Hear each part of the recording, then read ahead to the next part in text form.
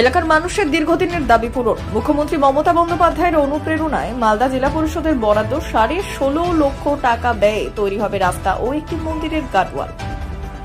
শুক্রবার সকাল 10:30টা নাগাদ ইংরেজবাজার ব্লকের যদুপুর 1 নম্বর গ্রাম পঞ্চায়েতের মহারাজপুর এলাকায় নারকেল ফাটিয়ে রাস্তার কাজের ও মন্দিরের গার্ডওয়ালের শিলান্যাস করলেন মালদা জেলা পরিষদের সভাধিপতি লিপিকা বর্মন ঘোষ।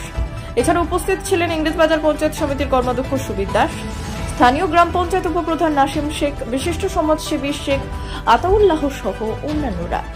রাস্তার কাজের সূচনা হওয়ায় খুশি এলাকার মানুষজন। এই বিষয়ে মালদা জেলা পরিষদের সভাধিপতি লিপিকা বর্মন ঘোষ কি জানিয়েছেন শোনাবো।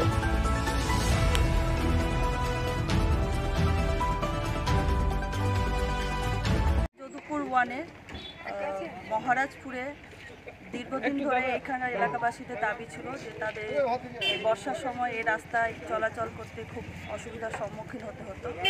তাই আজকে আমাদের মাননীয় মুখ্যমন্ত্রীর অনুপ্রেরণায় পঞ্চদশ অর্থ তহবিল থেকে প্রায় 16.5 লক্ষ টাকা ব্যয়ে একটি রাস্তা এবং গার্ডওয়ালের শুভ শিলান্যাস করা হয়।